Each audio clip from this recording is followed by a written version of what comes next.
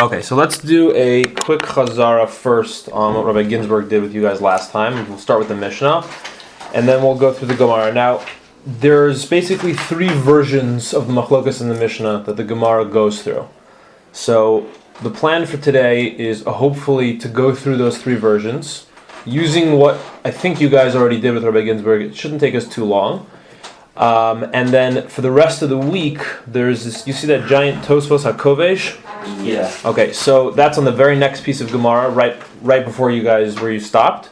So hopefully we'll spend the rest of the week doing that. So I just sort of want to go through the different versions that the Gemara has, and then we'll get into the to that Tosfos. Okay, fine. So let's start with the Mishnah again. Someone want to read? I'll do it. Okay, go for it. Shnagi lasos malacha be'arvei Pesachim.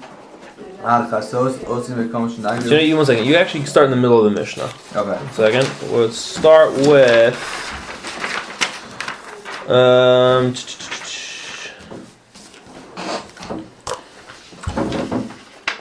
1 second. Start from the beginning of the Mishnah. Really simpler. Start from the beginning. Go ahead. Mekom shnagi lasos malacha be'arvei Pesachim. Ad chasos osim mekom shnagi shlo lasos. In osin halech b'makom she'osin. Oh, ein osin. So Ein translate. Osin. That he's going from a place where they do malacha on Erev Pesach up until Chatzos, Right. and to a place in which they don't do malacha up until Chatzos. Right. So they have both of these places. Right. Okay. So if you're in, so you have a place which does malacha until chatzos, and then you have that they're noheg not to do it. Okay. So hahulach mimakom. So now that's the facts. Okay. So now what happens? So if, right, makom shenagu lasos malacha bar pesachim ad chatzos osin. So if that's the minhag, do it. Makom shenagu shelo lasos ein osin. Don't do it. Right. Okay, that's the facts. Now what can happen? Go ahead, keep reading. Halech l'makom Mimakom. Mimakom. He's going from a place osin to which they do it. Right. L'makom she'ein osin to a place which they don't do malacha. Right. L'makom she'ein osin from a place which they don't do malacha. L'makom she'osin to a place in which they do malacha. Nosin alav chumer l'makom she'yesem mishum l'chumer makom she'lasham. That we put him the stringencies of the place at which he's leaving to and the chumers of the place at which he's going to. Right. So basically, you're going to end up being machmer in both directions. Right? Mm-hmm. Everyone's good on that? Yeah. Mm-hmm. Okay, fine. So finish the Mishnah. Yishana. Adam me hamachlokes. That it's not Yishana is to change. Change, right? Shouldn't change because of machlokes. So what does that mean? That you should just stick with the stringencies.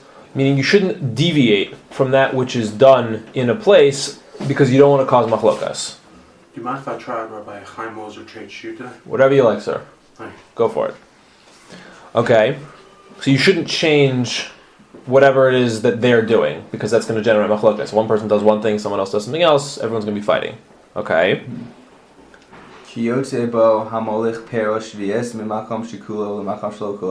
That a person that he has Peiros Sheviis on a place in which they finished into a place which they didn't finish it. Right. Or Shikalu. From a place at which they didn't finish to a place at which they did finish. Right. Chayil of beer, he's Chayil lebier. Rabbi Yehuda Omer say v'haba lacha avata. Right. Nobody knows what that means. Okay, fine. So the basic idea is the same way we have the principle of chomrei makom, which dictates you go l'chumra by the issue of malacha and Erev Pesach. So we also apply that same principle when it comes to the chi of beer. If you're in a place that was kalu to a place that wasn't kalu, or vice versa, you're going to be machmer, and if either place was kalu, you're going to be chayiv in beer. Right? That's the basic idea. Okay, fine. So now let's take a look at the Gemara. So again, I just want to quickly review what Rabbi Ginsburg said because it sort of sets up the basis for the second two versions of the Gemara. So go ahead, keep going. Right. So one second. So what's the Gemara asking with that? V'leis leila Rabbi Yehuda.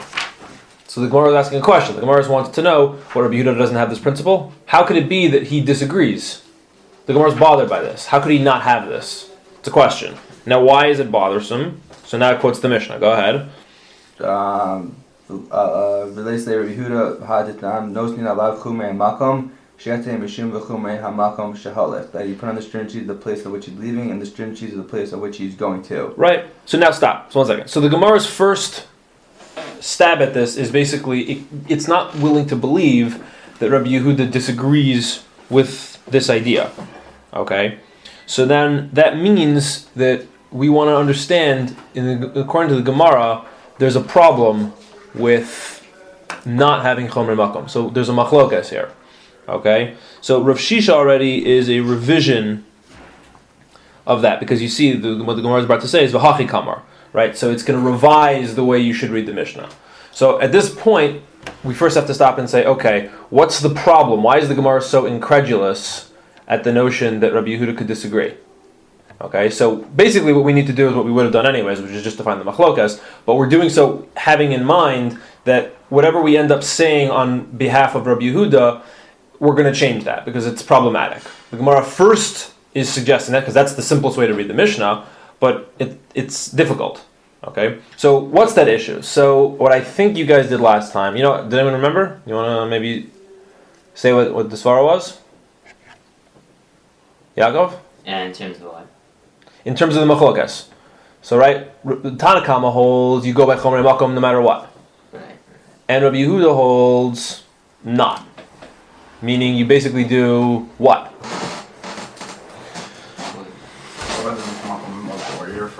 Where you're from. So what's that machlokas? Why would you think to go by the makom of where you're from versus always taking the chumrah?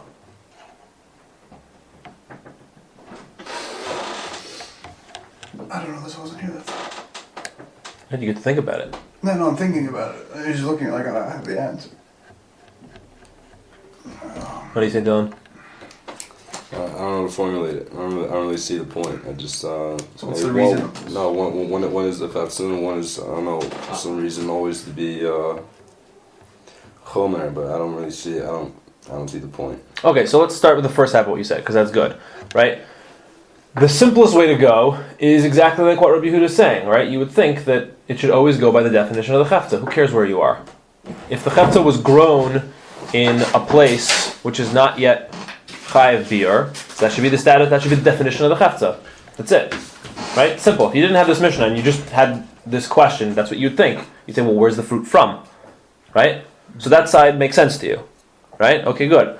So now what's the other side? Makom. Makom. Which is Gavra, I guess. No. No. Maybe, but what's the sense of that?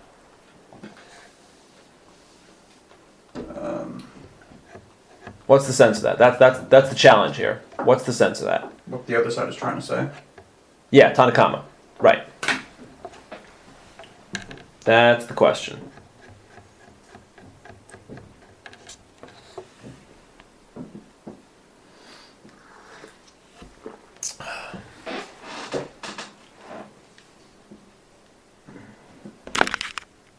Yeah, sure. Just run through the facts. So the facts are, do you say that if you have two makomos and one of them has a chorma and the other one doesn't, it doesn't matter where you're coming from, where you're going, because we take the chormas. Do we say that you go by the most machmir position, that we're always machmir essentially, or, like Dylan is suggesting, do we go by the chefza itself? Where's the chefza from? If the place where the chefza is from is kalu, so it should be chayav beer. If the place the chefza is from is not kalu, it shouldn't be chayav in beer yet.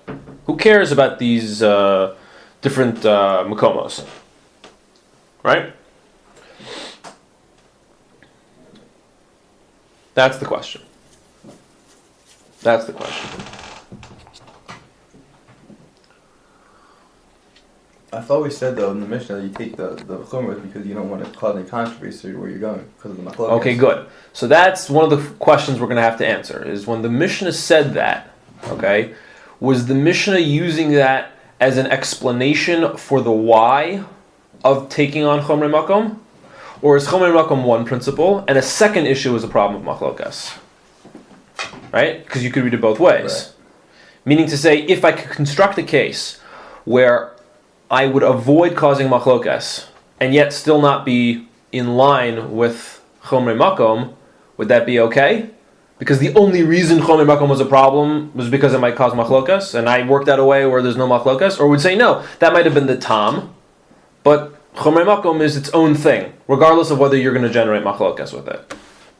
That's a question. Right. How do you want to read the Mishnah?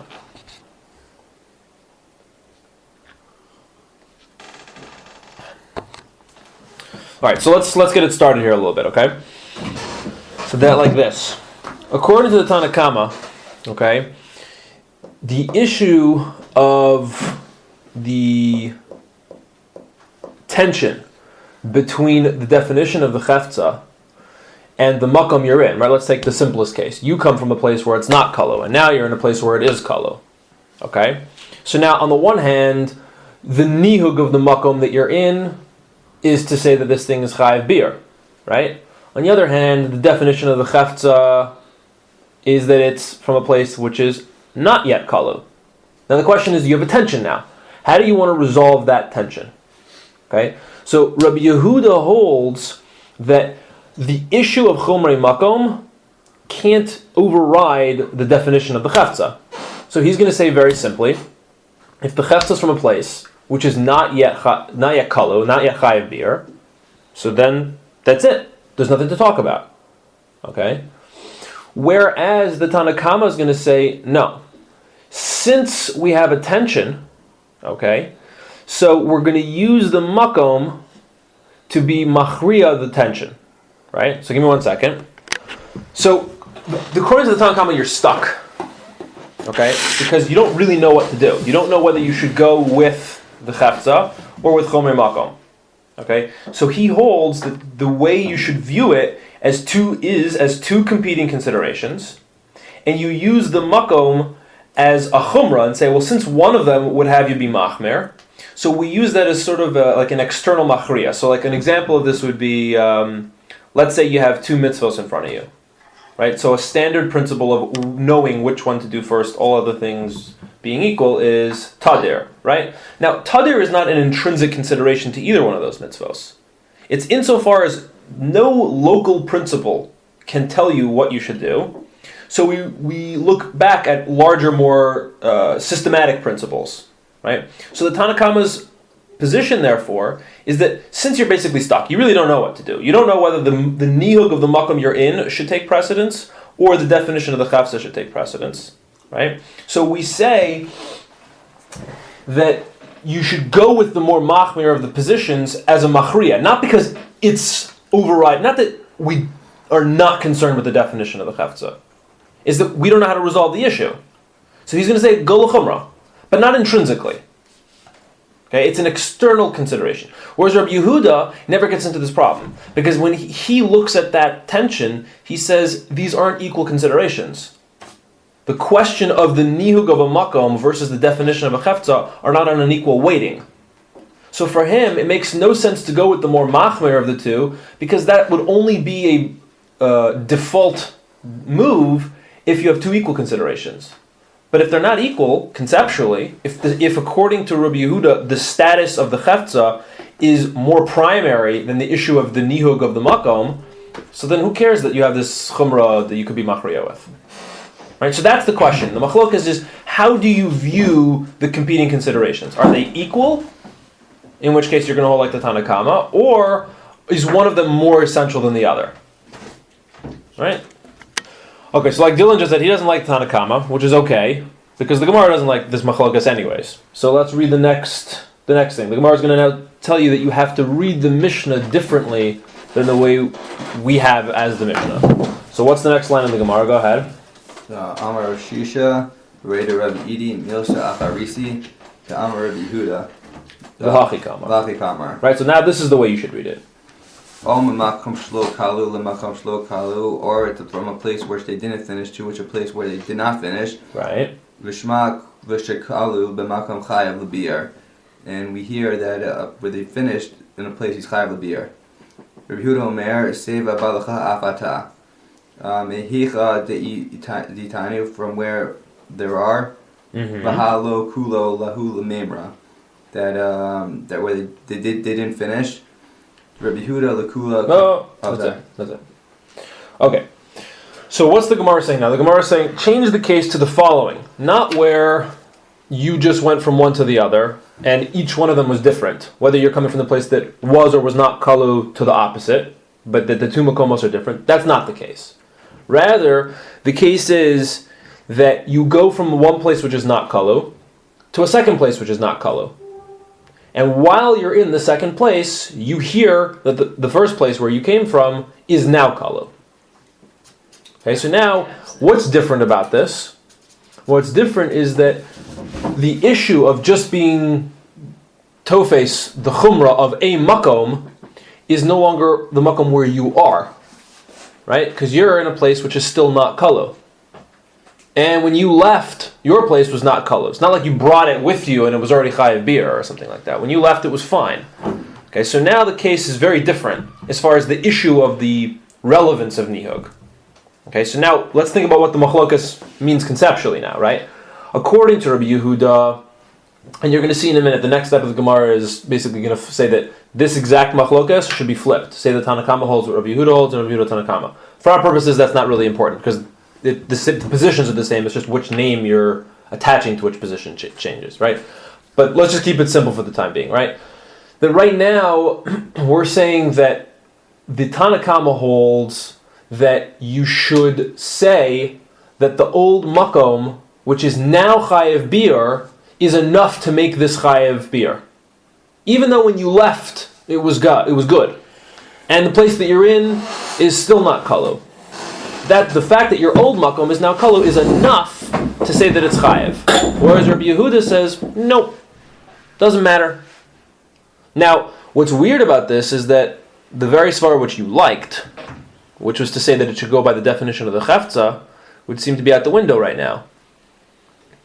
Right? Because one of the sides is going to hold in line with that. That if the old makom is now kalu, right? So it doesn't matter that when you left it wasn't kalu, it's kalu. The chefza is from there. Simple. It's a straightforward version of it goes by the chefza. But the other side is now really weird. Meaning it's almost worse now. Because the makom you're in is not kalu. You understand what I'm saying right now? I'm going to say it one more time. I don't like the first reading of how the place that the chafza is from is now kalu, because all I care about is when the chafza became a chafza. In my mind, I don't like Gemara so much, but in my mind, it should just matter when the chafza was actualized as a chafza. I could care less what happens a day later. 1 second. Well, you would agree. Let's say there's no traveling at all, right? You're in one place the whole time. There's a zman beer, right? Before the zman beer, the chafza is mutter, right? When the zman beer hits, when it's kalu, now you're chayav beer. Did the chafza change? Yeah, you didn't move anywhere, right? Don't we have the same concept here that I'm saying if it already became an orange before? No, but it's the same orange. It's not chayav in beer. No, everything can't. Ultimately, everything will go through a cycle of not being chayav in beer to eventually become a chayav beer. This orange in particular, I'm saying next year's crop, fine. But no, this orange in particular will, for the first half of the year, until the min is kalu from the sadeh, is mutter. Until what? Until it's gone. Until it's destroyed from the field. You can't find it anymore.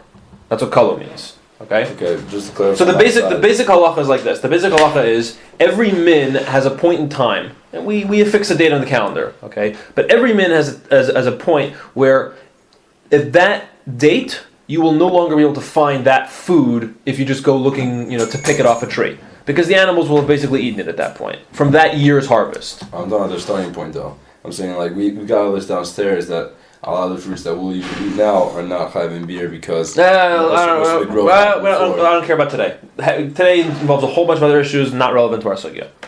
The basic halacha is... I don't necessarily have to be tied down today, just the concept of when it became a chefza fruit, was it inside zman beer or... No. Everybody holds, you're confusing your facts. Everybody holds the chafza exists prior to the zman beer, and you're eating it. Oranges. You're eating oranges all year long until the day of kalu arrives.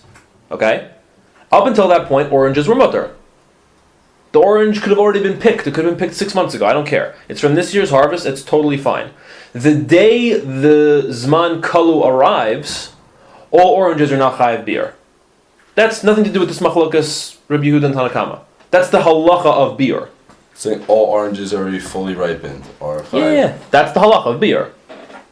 That's the inyan of this mitzvah. We're dealing with the issue of if you're going from a place where you have different zman kalu in different locations, and we're dealing with the issue of if you bring it from one to the other. Okay, so let's go back to the beginning now. Can I clarify what I thought, just so you can clarify that it's incorrect? Go ahead. I thought after Zman beer was that after that any oranges that are mostly developed in that Zman, then they're chayiv beer. But if you had a fully developed orange, as Zman beer, it's fine. That's a mistake. Okay. That's a mistake.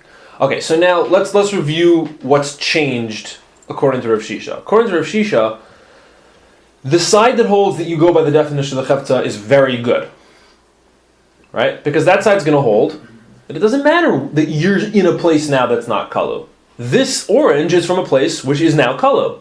And if you're going to go by the status of the chefza, so that's it. I don't care where the orange is. That side's still very good. The other side's much, much harder now. Why? Because in the previous case, you went to a place which now has chomrei makom in it. And now we want to know, should you be machmer like them? But now you're in a place where they're not.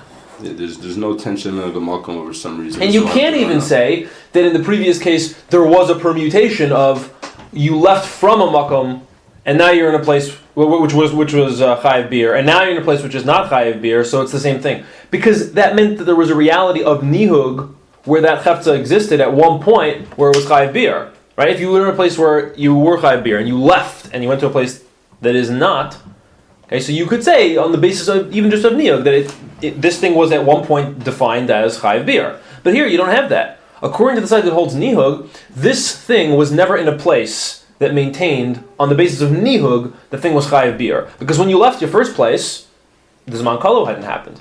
And now you're in a new place, the zman kalu still hasn't happened.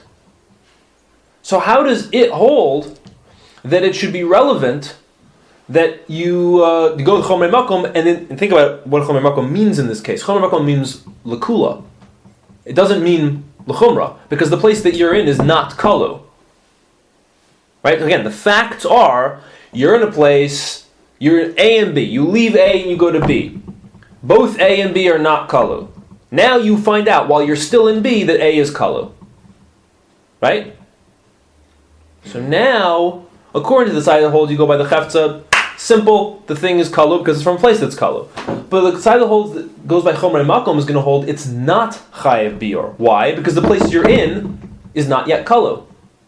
So chomrei makom here generates a kula, which is weird. How does that work? First of all, I don't say it generates a kula, but I'm more just what you said before about it generates a kula because what's the machlokas? The machlokas is this thing now chayiv beer when you find out your old place was is now kala. So the side that holds chefza is going to say what? Yeah, it's chayiv beer, right? And the side that holds chomer makom is going to say what? Why not? Yes. Why not chayiv? Why not chayiv? Okay, so you tell me why would it be chayiv? The place that it's in now is not kala, right? Anytime chomer can be attached to a makom. No, but that's the whole point. That's what Rav Shisha changed. Think about what he changed. The place that you're in now, what's their niog right now? Not chayiv beer, right? It's not chomer makom. It's the makom. It's not. Chomer makom means nihug. It's the phrase just means nihug makom. If the term chomer makom is confusing, you can leave it. Are you going to say chomer makom does not mean just the chomer of any makom? No. So think about it now. Think about it. What's this sheet holding? This sheet is holding that the place that you're in is not yet kala. It's misleading. It's a misnomer. It's misleading. And think about it. When you left the first place, what was the nihug there? Not chayiv. Not chayiv. So chomrei makom, which refers to the nihug of a makom, there's two makomos in front of you: the place where you left and the place where you are. And as far as nihug is concerned, this food was never in a place right. No, which was chayiv beer. No, just for me, just to clarify, chomrei makom does not mean chomrei makom. It just means nihug hamakomos. Right. Okay. So that's what's weird about this. This sheet is going to now end up holding that the fact that it's in now a place, and well, I should say it better, the fact that it was never in a place where the nihug of a chiyuv beer applied, means that there's no chiv beer. But what's the sense of that? Okay, so again, I don't see why that Use this does make this far not usable. Okay, so Rashi helps you out here in Ella Ipuch. So remember I said a minute ago that the Gemara was going to then flip who says what, but same positions. It's just flipping which name is associated with which position. So this is going on Ella Ipuch. This is the Rashi on the flip. But we're not interested in who says what, we're just interested in what they say. So go ahead, read the Rashi.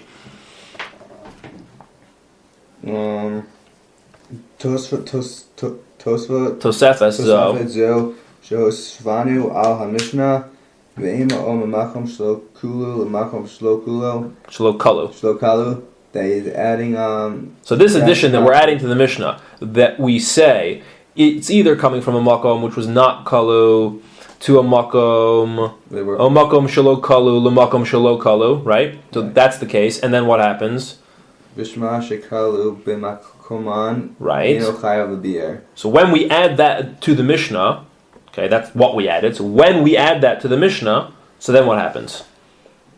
Tizach Ina Chayav L'Bier. Right. I'm going to keep reading Rashi. Ve'en kan mishum tchumrei makom sheyetze mishum kishehotziyim adayin lo niasru. Stop. Right? So what does that mean? De'ein kam mishum chumrei makom. We don't have any chumrei makom now. Because why? One second. De'ein kam mishum chumrei makom sheyatza misham. We don't have the chumrah of the makom that you left. Why? Kisheyotziyam, because when you left that place, adayin lo nasru. It hadn't yet been kalu there. So you don't have chomrei makom in place. And you certainly don't have it in a new place, because the new place isn't kalu. So there is no chomrei makom, which is what we were just finished explaining. And yet, nevertheless, Rabbi Yehuda says what? Rabbi Yehuda says yesh kan zilzul makom da'amrei. Makoma. There's a zilzul of his place. Da'amrei. Zilzul means like a cheapening. Literally, you're right. It does mean cheapening, but it means like what's the English word? Not to degrade. Depreciate. Yeah, to make light of something. His place meaning A? His place meaning A, correct. Uh-huh. Right. So there's a zilzul of that makom. Why? Go ahead. Da'amrei le b'nei makomo harishon say v'haba lach mehecha de'isnaihu b'makom she'aba'asem v'timsa shikvar kulo. Kalu. Right, because he can say the Amrila b'nei Mekomo Harishon, that this person who's a son of the first Makom, meaning he's from a place which is now Kalu, Havilach Mehecha de'isnu. Look at where this thing came from. Mimakom shehavesem v'timtza. Look at where the place we brought it from. V'timtza shekvar kalu. In other words, it now looks like he's disregarding the fact that it's kalu in his old place. Okay, now that's not an answer in and of itself. We still have to explain that. But Rashi's adding something weird here that we didn't have. Because he's saying that even though it's true, there was never a chumrah of makom, which could be tofes, this food, because when you left it wasn't kalu. And now the place that you're in, it's also not kalu. Because this is from there, it looks like you're disregarding it somehow. So what's that? I think he's stressing that need to go makom. I don't know if you have to learn like Rashi, because you could say that the simplest way to learn is the way we were going from before, that the Chefza guy is the one who holds it as can be chayav beer, right? And then it's the guy who holds a nihug, which is holding it's not. But now Rashi seems to be framing both sides as operating with nihug, right? Yeah. And saying that the one who holds chayav beer is not saying that it's chayav because of a problem with Chefza, but rather because of some new issue of nihug. Can you disregard Rashi and say he doesn't know what he's talking about? Well, Tosfos does it all the time. Yeah. I mean, have you ever learned the Tosfos before? I barely can read this stuff. Okay. The idea is that Rashi's telling you how to learn this way, but we could read the Gemara a different way. Okay. Now, it happens to be that the svara we're going to give for the third and final version of the Gemara, which is Abaye. So Rav Ashi ends up asking a question on Abaye, which, the way I understand Rashi, I don't see how Rav Ashi's question on Abaye would not also apply to Rav Shisha. Okay? I don't see it. We'll get there in a minute, and I'll show you what it is that I'm bothered by. Okay? I don't see how it wouldn't apply, and therefore, either I'm making a mistake in terms of how Rashi's learning, or that's a kushya on Rashi, because then Rav Ashi's attack on Abaye should just as much apply to Rav Shisha, and the Gemara doesn't ask that question. It only asks it on Abaye. All right. So let's do the next one, and then I'll show you the issue, and you guys can decide for yourselves which way you think is the better way to learn the Gemara. Okay. So we didn't yet give a svara for this side, but we raised the problems with it. Let's now do the next version, and then we'll come back and contrast them. Okay. All right. So go ahead. Read Abaye. Abaye Omar. You see that? Yep. Yes, last words there on. Abaye Omar. Guy. Abaya Amar. Abaya says, Olam Kiditani, V'hachi Ka'amar. So this is how you should read it. Again, he's going to give you another way to read the Mishnah. Okay? Om Makam Shokalu, Makam Shekalu, V'chozim L'Makom, V'adayin Lo Kalu, Eno Chayla, that he goes from a place which they didn't finish to a place in which they did finish, and then he's going back to his original place where they didn't finish. They still didn't finish. Right, exactly. He's not Chayla Bir. Rabbi Huda says, Say V'hachalach Avata. Mehecha D'itanu, from where there are V'hakalu Lahu. Okay. So now this case is even weirder than Rav Shisha. What's the case? The case is you're in place A and it's not kalu. Then you go to place B where it is kalu. And then you go back to place A, and place A still hasn't hit kalu yet. So basically the thing passed through, the orange passed through a makom which was kalu, but now you're back in a place which is not kalu. Oh, B was kalu. Right, A is not kalu, B was, now you're back in A and A is still not kalu. Okay? And we have a machlokas, is it chayiv bir? So the Tanakama holds it's not, and Rabbi Yehuda holds it is. Is there still a chef's argument here? What the hell? I mean, I would think so, right? I would think to say that the Cheft's argument is, again, the smoothest argument. Yeah, but I don't understand. How Sucks now.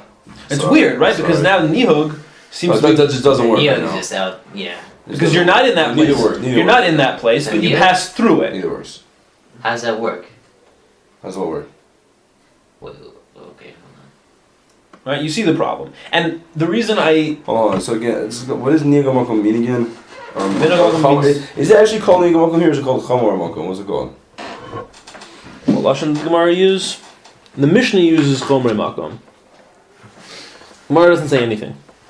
Okay, so never mind. So Niga Makom, if we're going to say Niga Makom to be, if a fruit ever passed through a place that was Nihugging, it gets Nihugged, and it retains the status of Chayiv Bir.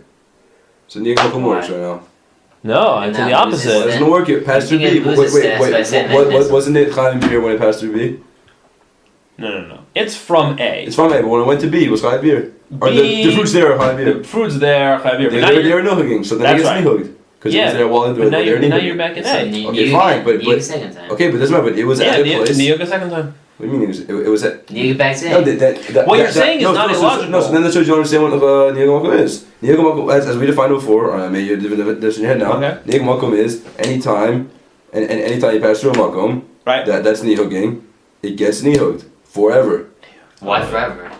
Right, that's the problem. Why forever? Meaning, why not forever? No, because I'll defend it. If something gets a status, no, I'll defend it. Listen. I'll say like this. You're right. Go with exactly what you're saying. It nihugged, but it nihugged again now that it's back in A. So why can't that erase the nihugging it did before? No, because that's your why not? That's your original question on why we need to redefine Nihug Makom. You can't say something nihugs when it's no Makom, right? Your whole clarification of you wouldn't say that someone has a minhag to do malacha. It's just in relation to right. It's just really it's a minhag to. It's not even a mill. Yeah, I heard what you said it. But there is a contrast. It's not a real positive move. It's just a negation away from the move. But there is a contrast here. And now you're back in the place. But you wouldn't call it nihug. It's not nihug. It's not nihug. You wouldn't call it nihug. It's just a lack of nihugging. That's all it is. But it's not nihug to not nihug. But if there is a reality to the fact that there's no chi of beer in the original place, then you can change what you meant by nihug, because what you said before is very nice. That it's not. I think you're applying it in a way which is not true. To not nihug. I understand your question. I think that that's only true if there's no contrast. if there is a contrast, then the nihug to not be... no, so this how did that work what you just said before? No, because that's when if there's no contrast, it would be meaningless to say there's a minhag to do malacha on Pesach if there was no minhag not to do malacha on Erev Pesach. That would be meaningless. But if there is a minhag to not do malacha on Erev Pesach, it is meaningful to say that we have a minhag to do. That's our minhag. It only exists. You're saying one's in contrast, but one even by itself doesn't make sense to say. The contrast allows it to exist. If there was no contrast, it would be meaningless to say we have a minhag to do malacha on Erev Pesach. Sure, but only in terms of the outcome. In conceptually speaking, it wouldn't make sense to say you nihug not to nihug. That doesn't make sense. You just say we don't nihug. Now you could say we don't nihug. I think that's a mistake. I think that's a mistake. Okay. I think that's a mistake. Because now that this is the nihug of the place, you don't have it has a status. You have a minhag not to minhag. Remember I said I want to skip ahead to the third, to contrast? Yeah. So now I don't understand, personally, how Rav Ashi's kushya on Rabbi Yehuda would not apply to the way Rashi learns in Rav Shisha's version. Because Rashi held that, according to Rav Shisha, there's a position that's worried about the zilzul of your old makom. But I don't understand. But I don't understand. In that case, you're not in that makom. Oh, no, so Rav Ashi's kushya of how is it tofes in a place where you're not in, that should apply just as much to Rashi in Rav Shisha, right? Too many yourselves out of fire, overwhelmed. But again, still the time with Zilzal is now. What? No, we still have the time with Zilzal. That's the case Rashi was talking about, though. Rashi's talking about the case according to Rav Shisha. So the case is you go from a place which was not kalo to a place which is not kalo, and then you hear your old place is now kalo. So he holds that Rabbi Yehuda maintains that it's chayiv bior because there would be a zilzul to your original makom if you didn't. So that already sounds like an exception. It sounds like some sort of expansion of the idea of nihug. Right, absolutely. It doesn't really sound like he's changing any fundamental principle. It sounds like he's possibly even adding another thing. Sounds like it certainly doesn't sound like the idea of chefza. That's certainly. It's not like he's any fundamental structure of any svara. It sounds like he's adding a concept of zilzul. Right, so I'm saying, according to Rashi there, it doesn't sound like that's chefza. Okay? The simplest way to learn is that that's chefza. The Gemara doesn't say anything about the zilzul business. That's Rashi, right? Yeah. So the simplest way, I think, to learn the Gemara is that the side that holds chayiv biur, according to Rav Shisha, is just the chefza, the svara. Okay? Rashi's not going that way, clearly, because he's saying it's an issue of zilzul of your original makom. My question on Rashi... What does that even mean? I don't know, good question. But my question on Rashi is, Rav Ashi asks on Abaye, how does, in Abaye's case, where it passes through the second place and then goes back to the original, right? And the second place was color and the first place still isn't. And Abaye holds that according to Rabbi Yehuda, by virtue of passing through, then it's now chayiv biur. And Rav Ashi asks on Abaye, I don't understand, how could it be tofes? It's not there anymore. But I understand, if you're going to ask that question on Abaye, then why not ask it on Rashi for Rav Shisha? I don't know. Because you're not there, you're not in the original makom, you're in the second makom. Right, you understand the question I'm asking? Well, assuming Rashi has a legitimate thought here. I'm assuming Rashi can answer this question, but I think you have to ask this question on Rashi. Assuming he does, and the starting point would say that one situation is Rashi's clearly talking about the birthplace, something he's from, and for some reason that changes the ability for something to be tofes versus a Motel 6 on your route back home. Like that, for some reason that doesn't matter. Right. Or for some reason, no, I'm not saying there's a lot. I'm not saying it's a logical contradiction, but no, it's funky. But it's strange. Okay, I'm not saying Rashi can't get at it. Right, but would you get that as a starting point? I mean, that's the earliest stage. It's very descriptive. When was you from? It's very descriptive. What is what do you mean by descriptive? One it's is not definitive. One is where. What's not definitive about one is where you're from and one's not? You're describing the facts, but you're not explaining them. What's the difference between describing and explaining? You'll know when you see it. Reasoning versus... So that's the question, right? This is why I wanted to go ahead to the last position of the Gemara, to just show the contrast, right? So now you have three versions of nihug. Let's just go back to the very, very beginning, right? Version number one of nihug is that there's an idea of a tension between the chefza versus the minhag of a makom. Okay? That's the simplest version of this machlokas. Then Rav Shisha introduces the idea that, according to Rashi at least, there's a zilzul that could happen to your old makom, even though you're not there anymore. Okay? And then finally you have Abaye who holds that by passing through a makom, which had a chumrah, then that chefza is sort of stuck with that chumrah, even if you subsequently leave that place. Right? So those are the three versions of nihug that we see in the Gemara's attempts to understand the Mishnah. So I'm just going to give what I think about the Gemara. I'm not saying this is a final svara, okay? But it's you can think about it on your own and see what you guys make of it. According to Rav Shisha, okay, the idea of zilzul is that it's really, I think, in a way similar to the first svara we gave, that according to the Tanna Kama, right, he held that there was an equivalency, and that therefore you didn't know what to do. So he must, you have to say something like this. He must hold that even though there's no like actual nihug of chumrah, which applies to this thing, because it was never in a place where it had that, because there is an association to this minhag, to the original place, and this is what's tricky about this. Association is not the same thing as chefza. I mean, you could try to put those words into Rashi's mouth, but I don't think that's what he's saying. Okay, but he's saying that because of this association, it would violate the nihug of the other place, not because the nihug applies now to the chefza, but because, and this is what Rabbi Yehuda's whole chiddush is, which is what everybody's struggling with. What's this seva havilach? It sounds like he's saying that there's a reality to how people, from the fact that both of these makomos exist, will look at this chefza, right? Because in the very first version of seva havilach, he'll say to the people, "Well, you can go to the place where I'm from, and it's not kalo there." But what do they care about that? They're not in that place, right? But Rabbi Yehuda, by working with this logic of seva havilach, is saying that there is a reality to another place's minhag, even if you're not in that place. Okay, I'm not sure what else. I'm not sure how to take it further than that. Okay, but it seems like that's the idea of zilzul, is that even though it's not a violation of the minhag, because you can't say that because you're not in that makom, right? But that there's a reality to another makom's minhag, even if you're not in that makom. That's the chiddush of Rav Shisha. I mean, I don't know how you can take it further. I'm not saying you can't. I'm not sure what the next step would be. Okay, that's what he's holding. That there is a reality to another makom's minhag, even outside of that makom, and that's the zilzul. Okay, now let's see if we can use that to answer why Rav Ashi's kushya on Abaye would not apply to Rashi. So let's first answer Abaye now. So Abaye is holding that the idea of it passing through is that he's going to hold that the status of nihug can't be, and this is what you were saying, Dylan, that the status of nihug, for whatever reason, can't be undone. Okay, so once something has a particular nihug, okay, you can't then remove the status of chumrah.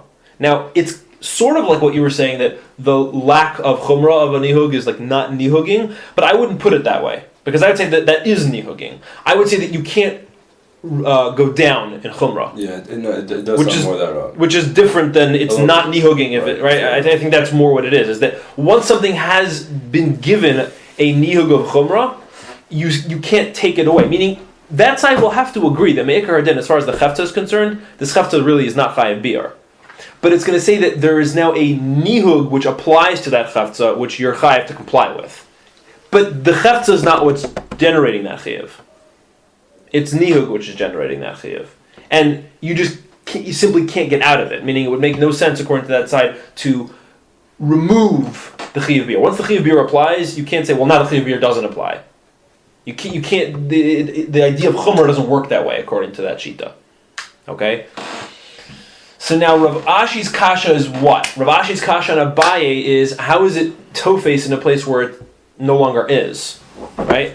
And I think this gets to the issue which this whole sugya is dealing with, which is to say, what is the reality of a nihug outside of the place of that makom?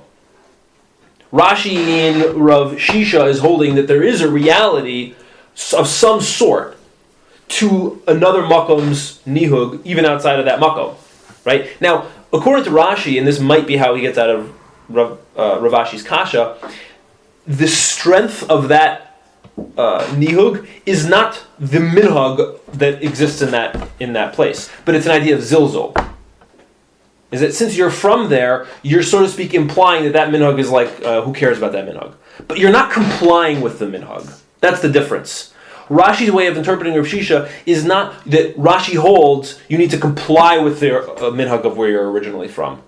Because that's not an idea of zilzul, that's just chomrei makom. Zilzul means... It's the same thing, but you can't ignore it. Right, exactly. The Maisa is the same thing, but it's a different idea conceptually. Right. And Rav Ashi's kushya is in saying that the idea of the minhag itself still applies. Well, it's kind of worse because we did... Somehow makom became a permanent determinant of chavza. Nihug, don't say makom. Nihug. Nihug became a permanent of chavza, which is, to me, my first time it was weird, like that. That's why I tried to. Right. Why don't you still just look at the chavza itself? I didn't understand. Like it's when it's actualized. So once it becomes a chavza, that's no. I'm saying correct. It's a little funky to have it as a chavza, but that kind of works. Right. And this whole issue, if I had to frame it outside of halacha categories completely, outside of all the particulars of the different jitas, comes down to this conceptual question, which is just a legitimate question. When you have an object which comes from a place, okay, does it always maintain its status as having come from that place? Or when it goes to some new place, does that redefine it? So like if something is made in China, I'm taking completely out of halacha, just the way you want to think about an object, because halacha is dealing with these basic questions and applying them in halachic categories. When something is made in China, does that mean it's always a Chinese product? Always, forever, no matter where it is? It's now integrated into your American house. Is it still a Chinese product or is it part of an American house? I don't know. You could look at it in different ways. You might say, well, because I've integrated it into... You might say it's both. You might say because I've integrated it into the house, I've changed the chefza, which isn't an issue that we dealt with in our sugya. There are other sugyas that deal with that. But that's the issue that the sugya is grappling with here, is that there is a reality to nihug makom, which exists beyond the way you would define objects as just raw objects. How do you interface the issue of the nihug towards something with the definition of the chefza itself? And these three different versions of nihug makom are different logical possibilities of how to treat it. Okay, and I think that's the issues that the sugya is grappling with. Make sense more or less? Yeah. Right, it's clear. Anyone have any questions on it? What is descriptive then?